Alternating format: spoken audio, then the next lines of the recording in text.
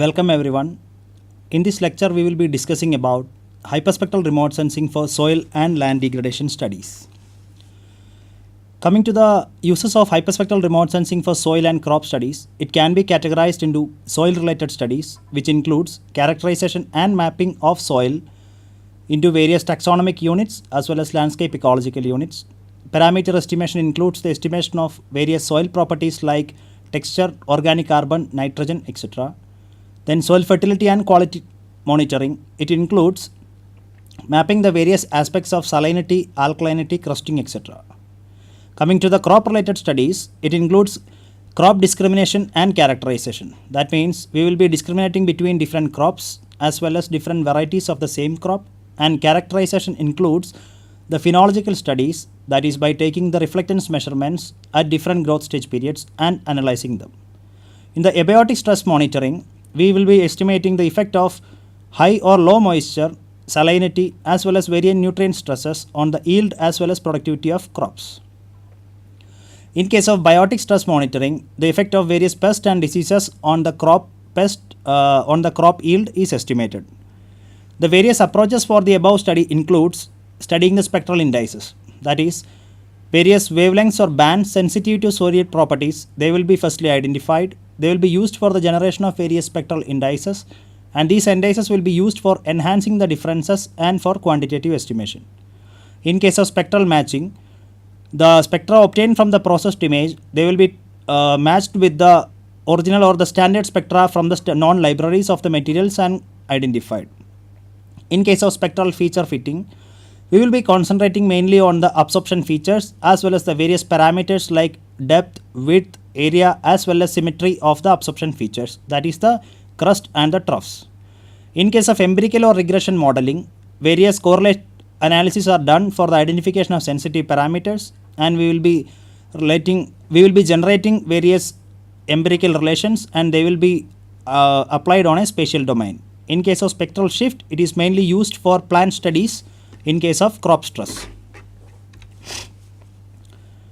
Then what are the advantages of using hyperspectral remote sensing for soil studies? If we see the spectral reflectance curve of soil, we can see it is having hardly any peak and trough, thus limiting the use of multispectral remote sensing for soil studies.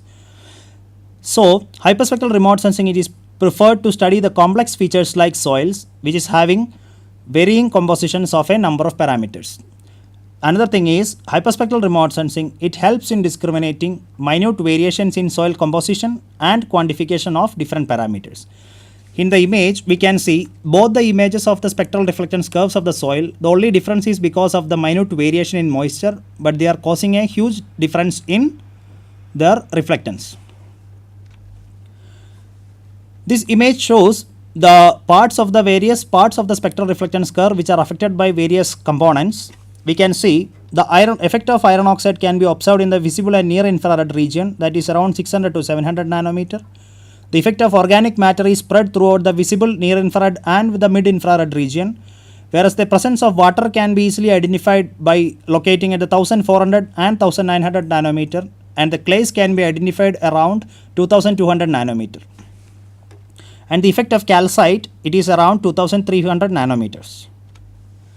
Coming to the various factors affecting soil reflectance, first one is the particle size or the texture.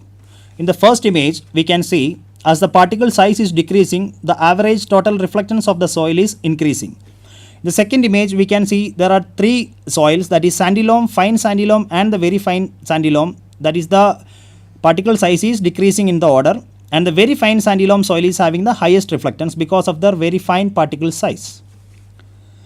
Coming to the effect of organic matter, this image shows a mixture of various mixtures having varying quantities of organic matter, and we can see with increase in the organic matter content, the reflectance is decreasing. That is the sample having the 100% organic matter is having the lowest amount of reflectance.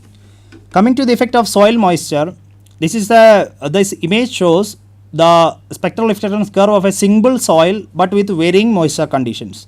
We can see with increase in the moisture content, the spectral reflectance is decreasing. Another thing to notice is the spectral absorption features at 1.4 as well as 1.9 nanometers, 1.9 micrometers, they are getting more and more prominent with increase in the moisture content.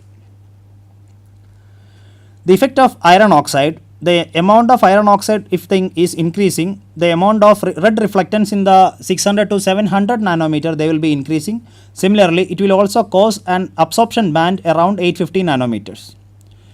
In case of minerals, the absorption features in case of calcite, they are dominant around 1.8 to 2.5 micrometers. In case of orthoclase feldspar, there is no absorption features throughout the visible near infrared as well as the shortwave infrared region. The cavolnite is characterized by an absorption peak around 1.4 as well as a wide absorption band around 2.2 micrometers. In case of montmorillonite, the absorption peak around 1.9 nanometer is much more prominent. Coming to the effect of salinity, with increase in the salt content, the amount of soil reflectance is increasing. This is the reason we can identify the salt affected region because of their they will be appearing as white patches in normal remote sensing images. Coming to we will be discussing a case study. The study was conducted by Suresh Kumar and his associates. They have used hyperspectral remote sensing and the derived spectral indices for characterization of saline soils. The study was conducted in the Indo-Gangetic plains in the Mathura region of UP, where the soil salinity is a much problem. What they have done is they have done a reconnaissance survey. They have collected soil samples from various types of soil, various areas from the study area. They have analyzed in the laboratory and they have categorized these soil samples into different classes of soil salinity based on pH, EC, exchangeable sodium percentage as well as sodium absorption ratio. These are the summary of the physicochemical characteristics of the salt affected soils belonging to normal, slight, moderate as well as highly salt affected soils. Then for the identification of various sensitive bands for salinity parameters, a correlation analysis was done between the Hyperion bands, 148 Hyperion bands along with the soil parameters, and they identified nearly 15 highly correlated bands. That means they are sensitive to salinity parameters. And these 15 bands were used for the generation of various spectral indices using this formula, that is for NDVI, Gauss-Re, NDSI, brightness index, coloration index as well as salinity index. Then among these indices developed, they were again put into a correlation analysis between the indices and the soil salinity parameters to identify which are all these indices are highly sensitive to the salinity parameters, and they found that the salinity index as well as the brightness index, they are highly sensitive to the salinity parameters, that is the exchangeable sodium percentage, electrical conductivity as well as sodium absorption ratio. So these two indices were chosen for the development of regression models, and these are the regression equations developed for each of the soil parameters, that is EC, SIR and ESP, and these regression models were then applied onto the spectral indices images for the generation of spatial maps which depicts the spatial distribution of various salinity parameters.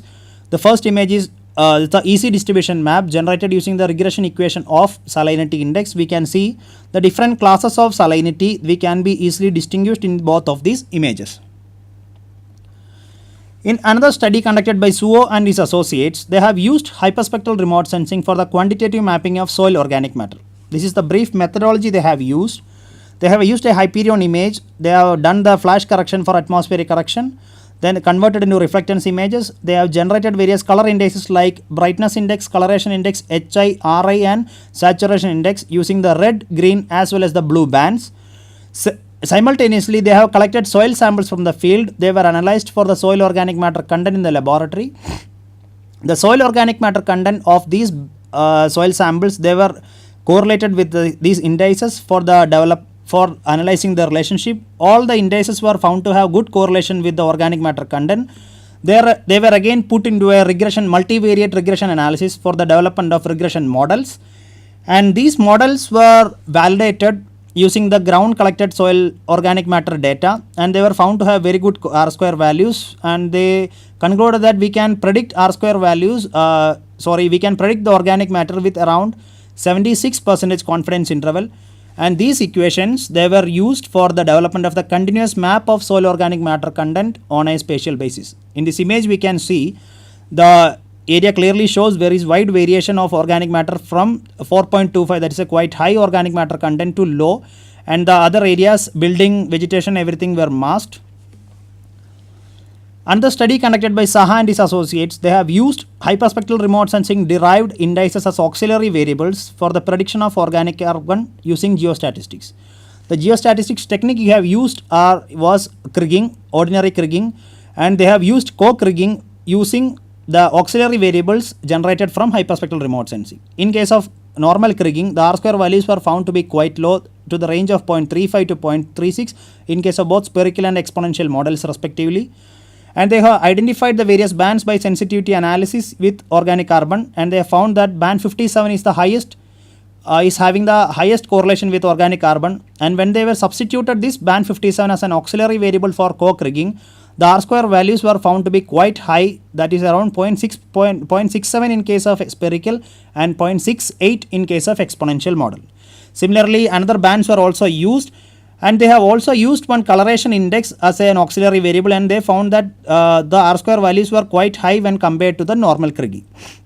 These are the soil organic carbon distribution maps generated by the co-kriging using the hyperspectral remote sensing input as co-variable using the spherical as well as exponential models. In this image we can see the exponential model, there is a more smooth transition between the different classes of organic carbon.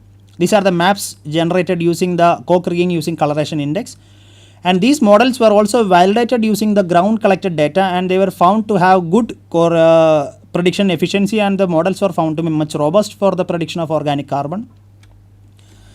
In another study, Tariq Mitra and his associates, they have used hyperspectral data for the retrieval of soil physicochemical properties for studying salt affected soils.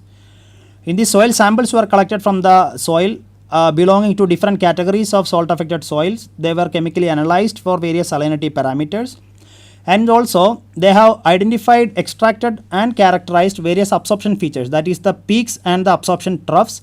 We can see in this image, with increase in the salinity amount, the overall reflectance of the soil is increasing, that is the topmost curve indicates the highly saline soils and the lower one is the non-saline soil. And they extracted the various parameters of the absorption feature like depth, width, area and asymmetry, and they found that there is a positive linear correlation of EC, that is the electrical conductivity, the major salinity parameter, with absorption bands. That means with increase in the salinity, the width of the absorption feature was also increasing throughout the wavelength range. And similarly, other analyses were done with depth, area and asymmetry, and they found that area as well as depth of the absorption features in case of salt affected soils, they decreased with increase in the salinity parameters of electrical conductivity, exchangeable sodium percentage and cation exchange capacity. Then for the development of various models, they first done a sensitivity analysis for the identification of sensitive bands, and they found various sensitive bands, and using those bands they have developed spatial prediction models using partial least square regression, and these are the various regression models developed equations using for the estimation of electrical conductivity, ESP, magnesium as well as cation exchange capacity. These developed models were also validated using the ground collected data, and they were found to have very good prediction accuracies, and thus estimating these models were having quite a good applicability in the case of field. Finally, they have generated using spectral libraries were generated from the standard spectra belonging of the soil samples belonging to different classes of soil salinity, and these spectra were used for the generation of spatial distribution map of the salt affected soils using a spectral angle mapper, and the map produced was having a considerably high accuracy of 89%. We can see the map clearly indicates the different classes of soil salinity, that is we are having a quantitative estimation of soil salinity on a spatial domain. Thank you.